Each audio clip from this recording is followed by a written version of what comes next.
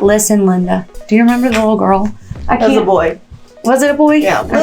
Listen, Linda. When Jade was a baby, she literally had no expressions whatsoever. Like, I remember my mom, like, thought something was wrong with her because she had no expressions. And so we got in this terrible habit of, like, we were trying to get her to laugh or, like, trying to be goofy. I mean, like, this was when she was, like, not a year old yet. And she would never entertain us. And we just started saying, like, listen, Linda, please laugh. Listen, Linda. Listen, Linda, you're going to have to entertain us right now. So now every time I say it, I just think of her like RBF as an actual baby. Yeah. She's such a cutie now, but yeah. Oh my gosh, she's sick right now. Know. We got no sleep last night. What did she have? I don't know. Yesterday she had like an on and off like mild fever, and then after dinner she said that her throat was hurting and her fever got worse. So then I gave her some medicine, and typically I would have her go take a shower or a bath, but our hot water heater is broken and it's cold at night now. Yeah. That's been fun too. Not. Have you turned your heat on in your house yet? Mm-mm. I haven't either.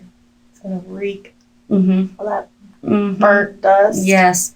I'm waiting it out because you can put more clothes on, but you cannot take more clothes off. That's I'd rather be facts. cold than hot. And you can plug a heating pad in. Yep.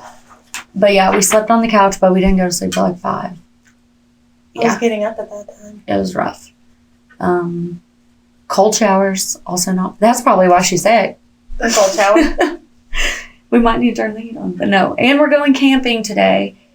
So. Fun times for you. Camping's going to be fun. It's just packing. Like, yeah. We basically take our whole house and put it in our camper. Oh, you have a camper? Mm-hmm. That's nice. We camp a lot.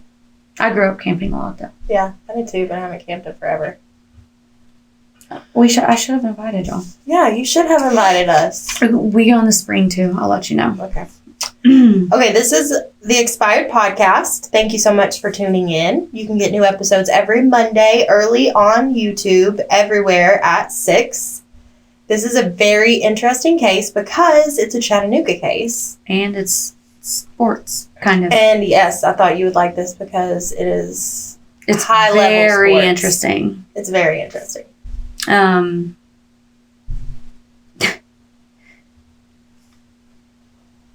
Yeah, I'm mind blown. I dare wonder if there's any videos of him playing football. I don't know. Because this was so long ago. Probably not. You're probably right, but I guarantee there's photos. Oh, there's photos. Like I've seen photos. Newspapers and stuff. Uh-huh. Okay, so bear with me, guys. I am mushy-brained and tired.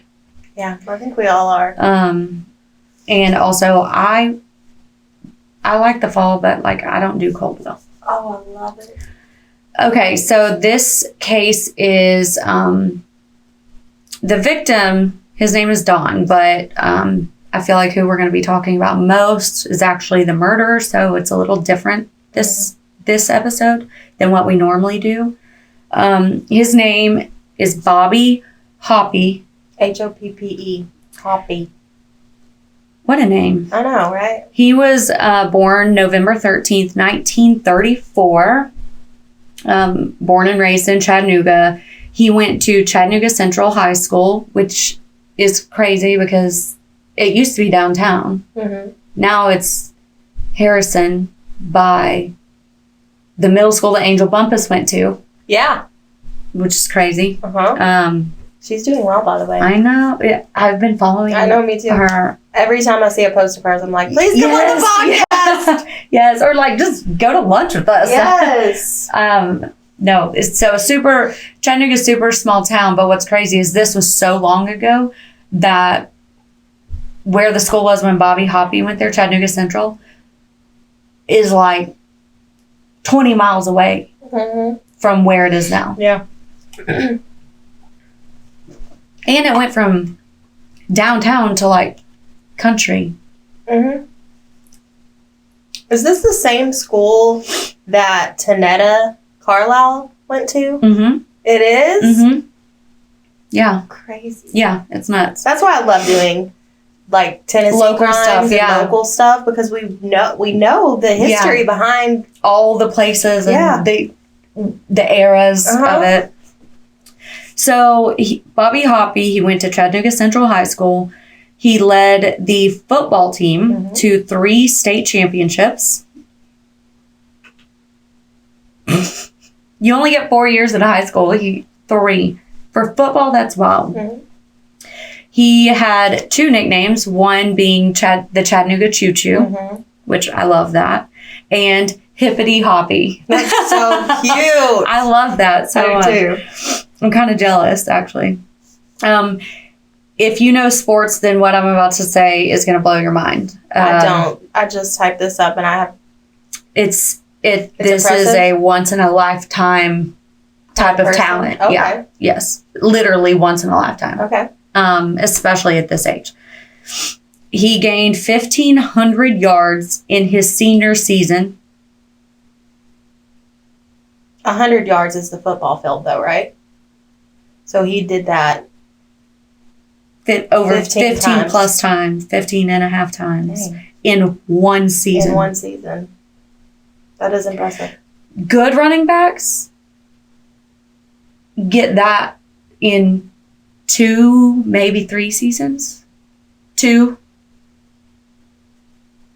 Once in a lifetime. Yeah. 1,500 in his one season. That's good. Yeah. That's next level good.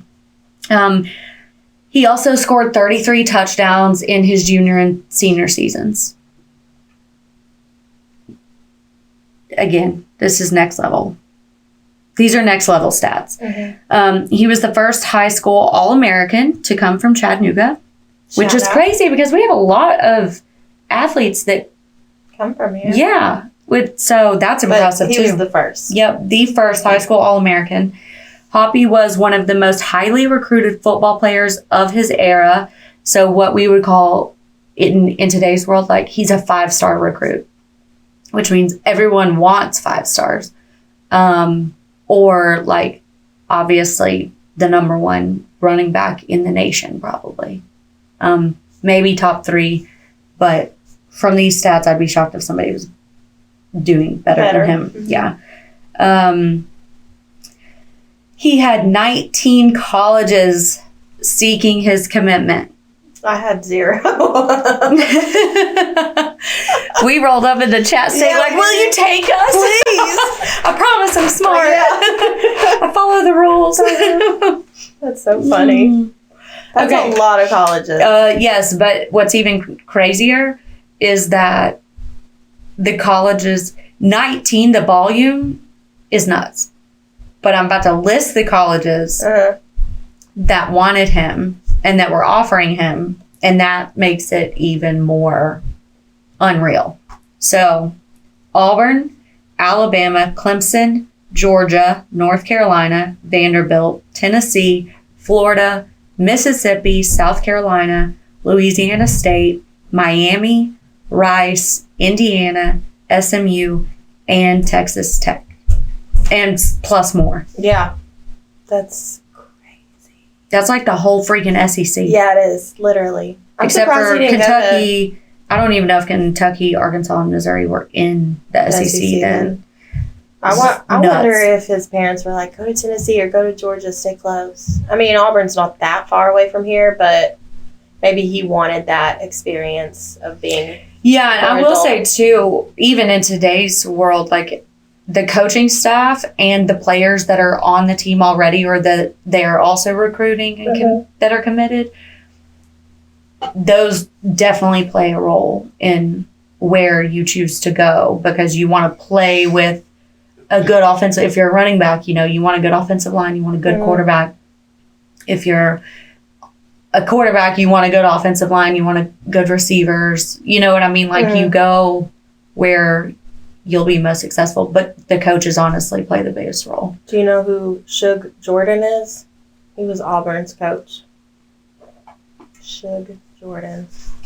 But this was like in the 50s. You know what I think? Suge Knight. I know, I do too. As soon as I read that, I was like, oh. Are they related? Yeah. Maybe one was named after the other. Mm-hmm. Although probably not, because I'm sure Suge Jordan was a white guy, because in these years in the South, mm-hmm. people were stupid. Yeah. I'm just mind blown. I know. This is crazy. So he accepted an offer and he went with Boo. At least it wasn't Alabama or Florida. Yeah, that's true. So he went with Auburn. And the Auburn head coach at the time, he got a full scholarship. It was Suge Jordan. So this is where the crime happens. So Bobby is a senior at Auburn, been playing great. This is in 1957. He was on top of the world. Mm-hmm. He was being looked at for professional teams, NFL teams, doing good in school. He was just like the guy. So he had many professional teams looking for him. And then, so he's got his life going. He's busy with football. He has a girlfriend back home in Chattanooga. So one weekend he decides he wants to come visit his family. He has brothers and sisters and he wants to see his girlfriend. So one night after spending time. Interesting. Were you able to find anything on him and his girlfriend? Like, did they meet in high school? I have no idea. Because if he's a senior at Auburn and he's coming home and visiting his girlfriend, mm-hmm. I'm thinking they were like high school sweethearts or something. He did not end up marrying that girl. Oh, okay. Yeah. Okay. Yeah. Okay. So, here to see his girlfriend, spend time with family, blah, blah, blah. They go out on a date. He drops his girlfriend off, and he decides, I'm going to go see what's going down at Nikki's. And if you're from Chattanooga, so weird. Yes. They literally just tore Nikki's down. Like probably within the last 5 years. Yeah. And it was a sad day. It was a sad day. Everyone knows Nikki's. Everyone knows Nikki's. Food was great. It was just this little hole in the wall on the side of a mountain. Yep. Beautiful views of Chattanooga. Yep. Always packed. All you had to wait. Period. Yes. It was so small too, and like there was only like 6 tables. It seemed like. Yeah, literally, and like the bar. The bar. That was it. And it's like the 50s bar, yes. not like the bar we have today. It's like old diner style. Yeah. Oh, it was so good. Fried shrimp was like their main thing. My mouth's watering. I know. Nikki's was great. So it was great. After dropping his girlfriend off, he decides, I'm going to go see if anyone's at Nikki's. Like, maybe some friends are around, whatever. He dropped her off right before midnight. And then on his way home from Nikki's, he runs into his sister's ex-boyfriend. His name was Don Hudson. He's the guy who is the victim in this. And it's weird because we always try and side with the victim, but at this point, I really like Bobby. I do too. And from what we understand about Don, he wasn't the greatest of guys. Yeah.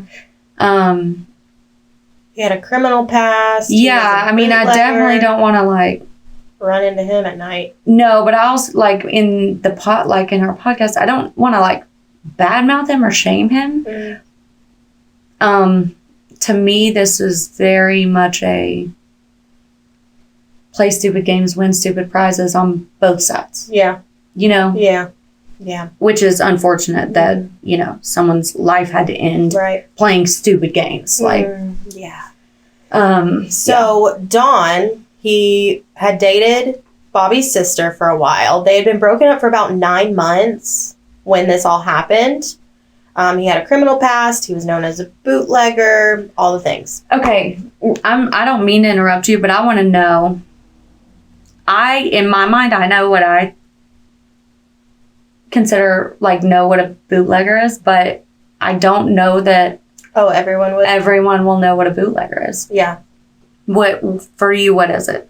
It's someone who makes illegal alcohol, like a moonshiner. Yeah, or moonshine rum. Right. Distilling at home. Yep. That's how I think of it too. I'm literally looking up.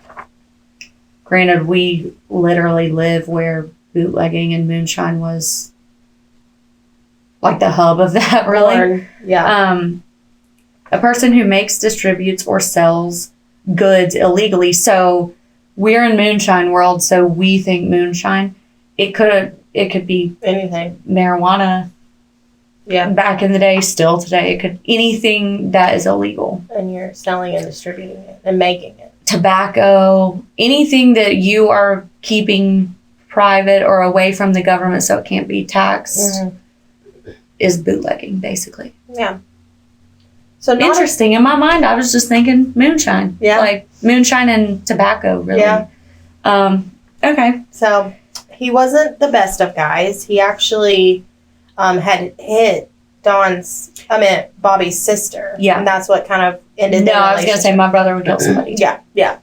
Facts. So he spots Don, and then they get into this, like, what we would call today road rage, I guess. Like, trying to run Bobby off the road and speeding up beside him. And he showed him that he had a pistol on him. Yeah. So he's, like, chasing him, intimidating him. Yeah. Antagonizing him. Playing cat and mouse. Yes.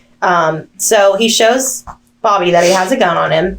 Bobby is able to speed up. This is wild. He had just bought a gun from his friend that day. He normally didn't carry a gun with him, but he had a shotgun in the backseat of his car and rounds. That he had just bought. He is able, while driving away from a lunatic, is able to reach behind him, get the rifle, get the shells, load it with one hand. He reaches it. I mean, he scored 33 touchdowns in 2 seasons and 1,500 yards in one. So I'm sure he can load a gun while driving. With one hand. Yeah. But a shotgun, that's what makes it even crazier. More impressive, yeah. And what kind of car was he driving? I don't know. Because shotguns aren't small. Especially then, too. So he is able to point the shotgun out of the passenger side window. And he's like, I'm just going to shoot one shot. It's going to be super, super loud. He's going to get scared and stop. Leave me alone. Yeah. So that's what he did. He just, boom. Yep. And took off. And he made it home. He realized Don wasn't following anymore. He shook up, but he goes to bed. From everything we know, he genuinely had no idea what had happened afterwards. Yeah. It was like his adrenaline was still going, but he made it home and he was like, okay, thank God that's over with, and goes to sleep. Yeah. And he's like never been in trouble. No. From anything and everything we found. Had a really good reputation, I would say. Unfortunately, the next morning he wakes up and the Chattanooga Times had basically, and I'm sure the radio stations were also reporting that Don had died. That would be terrible. Yeah. So Bobby ends up holding on to this secret for 31 years. This is crazy. Now, holding on to it publicly, I would say. Yeah. And like personally, but basically he was so freaked out about the news and that this had happened. He packed his stuff up immediately, went back to school, back to Auburn. And while there, the guilt of what had happened it was eating him alive, basically. He says, like, he knew he had to tell someone. So he went to the First Baptist Church at Auburn, and he spoke with the minister under confidentiality. Not celebrating that this happened, but like smart kid. Like, that's smart. Yeah. Seek help if you yes. need it. In the safest way to protect. Like, I feel like this is proof that he did not mean to do this, but couldn't live with himself almost because this is terrible. Yeah.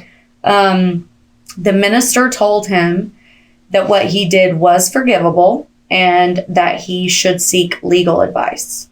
So, since Bobby was well known in Chattanooga, he had a lot of connections, knew many attorneys in Chattanooga. I feel like there are a lot of attorneys here. There are a lot of attorneys here. Yeah, a lot. And they usually have like licenses in multiple states, like the whole tri-state area. Yeah. There's a lot of attorneys. Mm-hmm. So he knows a lot of lawyers. He finds one. Obviously, again, under confidentiality, he hires this attorney and he tells the attorney what happened. And the attorney told him to never speak of the incident again. There were rumors that the police were okay with the passing of Don Hudson because he was a troublemaker and involved in a lot of illegal act. He was just a headache for them, I guess. So even after he passed away, they really did not try to find the killer and kind of just like, oh, he passed away, on to the next day or the next job, which is kind of sad. It is. I don't like that. It's sad, but if you think of like the bad guys in your life or just the bad guys in life. I think of the Casanova killer and how they said he shot at the cop. No, he didn't. Oh, yeah. No, he did not. And back in the day, it was way more shady. It was a wild everywhere. It wasn't just the West. Yeah. No, but I mean, obviously in today's world, that wouldn't fly, but it does make me sad because I do feel like no matter what kind of human being you were, you deserve justice like anyone else. And your family deserves to know what happened. Closure. They need the problems and effort. But I mean, at the same time, like, did his family care? I don't know. Because it sounds like nobody liked him. Yeah. But it's very unfortunate, very interesting to me. Yeah. It is. He must have really pissed the police off. Yeah, he had to have. Bad. Well, he was in and out of jail. He was probably an asshole to him. He's probably hard to catch. Just, they were just like, okay, well, that problem's done. Yeah. So that's exactly what Bobby did. He just didn't tell anybody and tried his best to live with it. So after he finished his 4 years at Auburn, Bobby was drafted by the San Francisco 39ers in the 3rd round. What does that mean? 49ers. Oh. I'm dyslexic. The San Francisco Remind 49ers. Me to tell you something when we're done. Okay. In the 3rd round. What does that mean, the 3rd round? So the draft. If you're a first round pick, is that better? Yeah. First round means like each team had a pick and you were in the first round. Okay. So like the first round every team goes through. Sometimes they trade and some teams might have 2 or 3. That's a whole thing. You need to watch the movie Draft Day with Kevin Costner. I think it's Kevin Costner. Yeah. Draft Day. Okay. That'll explain it. Okay. But the 3rd round, being drafted at all is huge. Really good. Yeah. The 3rd round, there's a reason they make it. They like write it about him. Right. And I'm pretty sure at that time too, the 49ers were good. Were they? I mean, they're good right now too, but like back then. Yeah. So then he gets traded to the Washington Redskins, which is now known as the Washington Football Team. Commanders. It was Washington Football Team, and then I think the second year, this just happened, like within the last 2-3 years. Oh. Because Redskins is not a nice term. The first year they took that name off, they were the Washington Football Team. Now they are, I think the last 2 years, they've been the Washington Commanders. Okay. Same football team, different name. Right. So that happened after a year of being with the 49ers. He went to Washington. He was injured shortly after the trade. He did make a short comeback with the Chattanooga Cherokees in 1965. I know. I didn't even know that we had a football team. I didn't either. Chattanooga Cherokees. Now we have a football team. Football. We have 2 football teams. The Chattanooga Football Club and the Red Wolves. Mm-hmm. So, he gets hurt. He decides, okay, football's done for me. I've been playing football for years and years and years. He actually went back to Auburn because he hadn't finished his degree when he got drafted. He was the assistant coach to his previous coach. That's really cool. Shug Jordan. That is Again, really cool. Proof that the coach is what got him to commit to Auburn. Yeah. After earning his degree, he coached football for several high schools in Georgia and in Tennessee, including the head football coach at Chattanooga Valley High School and Calhoun High School in Georgia. He earned his Master's of Science in Education Administration at the University of Tennessee at Chattanooga. UTC is what we call it. He then became the athletic director at 2 Tennessee community colleges. So I wonder if he was ever at Chat State. I guarantee that it was, because if he was going for his master's at UTC, it would make sense that it's probably Chat State and Cleveland State, maybe? Yeah. But it says it's 2 Tennessee community college, so it doesn't have to be locally here, but I'm just thinking, yeah, maybe he went and did that elsewhere after his degree. Mm-hmm. I feel like they would have to be close together. Yeah. It was probably. He was a really smart guy. Yeah. And obviously had a passion for football. Mm-hmm. So, here's the... Can I tell you something? Yeah. We actually had a whole ass football team. Chattanooga Cherokees? Yeah. Well, listen to this. We played teams. None of these teams even exist anymore.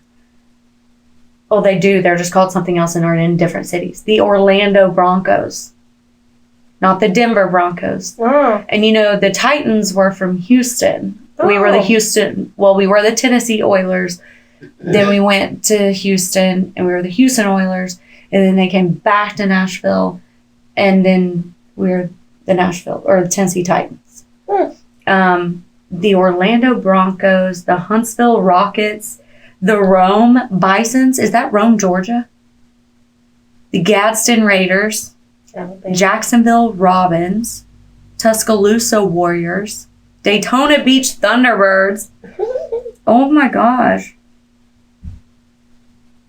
I gotta research this. Yeah, you do. I'll do like a bonus episode.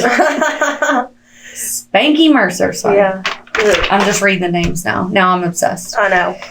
So, in 1988, 31 years after Don Hudson was killed, a Chattanooga grand jury indicted Bobby Hoppe for his murder, and this case was one of America's first cold case trials. That's crazy. They actually, you can watch it on ESPN. The trial? Mm-hmm. But you have to pay for it, so I didn't pay for it. I'll pay for it. I'll give you my login. So, Bobby's trial became national media because, obviously, who he was and what he had accomplished and the amount of years that it went cold. It eventually ended in a hung jury. Can I ask you, how was he indicted?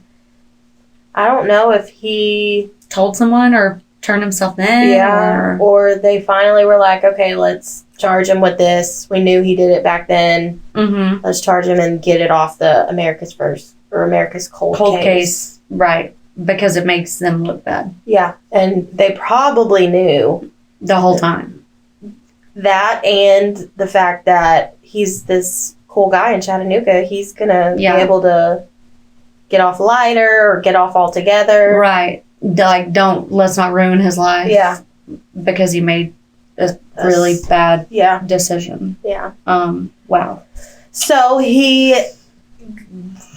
goes to trial. It's a hung jury. He was defended by Bobby Lee Cook, who was an attorney from Georgia. Bobby Lee Cook also defended Jimmy Hoffa. Mm-hmm. And Jimmy Hoffa was held at the Reed House. Yes, and for his trial. And one of our other cases, was it Boardman? Donald? Mm-hmm. I don't know.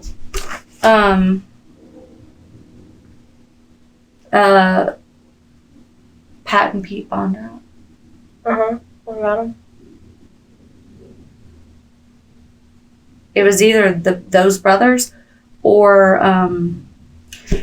one of our last cases in season 2 about Jimmy Hoffa. Like, the guy that the building, he burned buildings and stuff. Sam Little? Yeah. No. Sam Little was the mass murderer. I know who you're talking about. Yes, I know who you're talking about. Okay, he had connections to Jimmy Hoffa too, yeah. and this attorney and all the backwards people. Mm-hmm.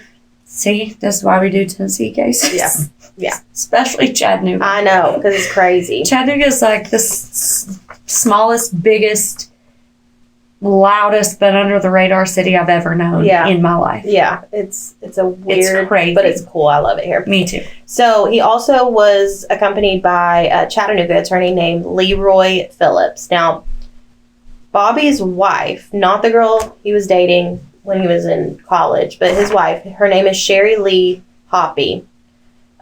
She wrote a book in 2010, and she wrote in that book, "My husband Bobby shot a man and he died. I wish it were not so, but it is. It happened in 1957, and Bobby hid the terrible truth for 31 years. He was acquitted due to a hung jury. He retired from everything, coaching, probably, and spent the remaining years of his life in Chattanooga with his wife, Sherry." She actually, I saw an interview with her. He told her, like, it was like eating at him this whole time, and he told her while they were walking around the Eastgate Mall. Eastgate Mall. Eastgate Mall is like full of offices, and Child Protective Services is actually there. Yes, they used to have before it was Cigna, it was like Health Source, or maybe it wasn't. My mom works there. My mom works at Cigna, but it used to be Health Source. Uh-huh. But I don't know if it was Cigna when she worked at one of the big offices in there. And, remember they used to have a Goodies? Oh, yeah. At the end, and the Electric Cowboy? Yes. Oh, my goodness. I only went into the Electric Cowboy once. Mall. Because you could get in at 18 then. They were very racist. Were they? Yes, there were many times that I was with my friends, people of color, and they would literally be wearing the same thing as one of my white friends, guys, because they would let any girls in there wearing whatever. And they would let the white guy go in and, like, tell any of my friends of color that they had to go change. And so many times I'm like, we've got like 15 people here, and you think if you're not letting them in, like, we're going to go in? Mm-hmm. So we would leave. We just stopped going. Well, that's why it's closed. Yes, it was terrible. It was terrible. Yeah.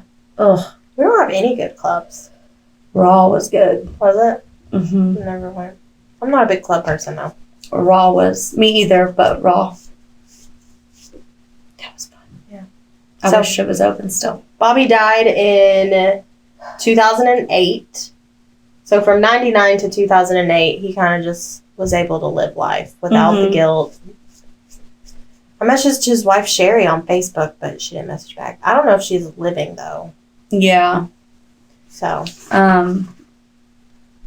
This is just Bobby very Hoppe. interesting. Isn't it crazy? Mm-hmm. So crazy. You know what's also interesting? I'm sitting here thinking about it. My grandfather might have gone to school with him. We should ask. And possibly Tanetta. Oh, yeah. Yeah, that's wild. Oh, I forgot to tell you this, so this is news to you too. So last week's case with the church and the guy and everything, I emailed TBI. You did? I did. Okay, good. Good. What'd you say? Because I could not get in touch with Andy or Gary Dossett. Like, I called the Bean Station. I called the county near there. I called the city. And no one would answer? No, they would be like, that person doesn't work here. Or, so I don't know. Did you get a response? Yes, they were like, for all media, because I told them that I was a radio and podcaster, and they were like, all media. So I was like, no, this isn't for media. This is a tip. Yeah, this is something that I've put together, and I think you want to know. You should look into it. And they said that an agent would contact me. I will cry. Surely they've thought about that theory, though. Surely. I don't know.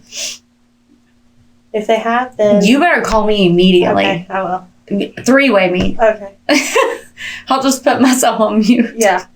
Because I was like... Oh, my God. Yeah. It would be really cool, too, if whoever, hopefully someone actually reaches back out, if we could get them to come on the podcast and, like, talk about the craziest cases they've had. Yeah. Oh, well, maybe. Like, past cases. Yeah. That would be cool. And they don't have to use, like, names and stuff. Yeah. Call them and tell them to get back to us on our tip. Don't really do that. No, don't like clog that. Don't waste their time. So, another episode. What's next week's episode? Paula Herring. This one of yours? Mm-hmm. Okay. Nashville. I always love, like, looking into cases that I didn't know about or that are on the list that you know about, because then it's, like, fresh. Mm-hmm. So and one of our friends sent me a text. Hey, have you done an episode on the mom that was found murdered and stuffed into a barrel here in Chattanooga? It was in the 80s or 90s, but my mom used to talk about that, and I was so curious when I was younger, and I forgot all about it. And I said, no, we haven't. Talk to your mom and send me everything you know. Yeah. And I'm going to start digging. Okay, stand by. I'll text my mom and ask her the girl's name. It was so interesting because as far as I know, they never found out who did it. So then she sends me a link. And it's like, it's this one. My mom doesn't remember her name, but the article says that her last name is blank. My uncle was married to her sister. Huh. Mm-hmm. Is the sister still alive? I don't know. I just got this text like while we were recording. Me and her, I was waiting on her to get info from her mom or whatever. Yeah. That is so interesting. Yeah. So I'm going to have to add this in. Okay, so it wasn't the 80s or the 90s. It was actually the year 2000. Oh. That's even more interesting. Mm-hmm. Which makes sense, though, because our friend that's messaging us this, she would have been at the age where she would recall these things and feel the seriousness of it. But it also makes sense that it happened in 2000 because that's why her mom would be talking about it a lot. Yeah. Just because it was current. Yeah. Not from, like, before. When she was a baby. You know what I mean? Yeah. So. That's interesting. I can't wait to cover that. I know. It's going to be great. We might have to insert it. Yeah, we might. We sometimes do that. So yeah, it would be cool. Mm-hmm. Okay, this is the Expired Podcast. Thank you so much for listening. It looks like I got a phone call during that, so hopefully you can't hear the vibration of my phone. And if you can, thank you for sticking it out. You can catch the episode every Monday at 6 wherever you download podcasts, and earlier if you watch on YouTube. Give us a review, like us, make sure you're following us. We like to stay connected to our listeners. Engage with us, message us, send us cases, criticism. Yeah. But if you're going to be an asshole, be a funny one. And don't do mad. Bye. Bye. This is the Expired Podcast.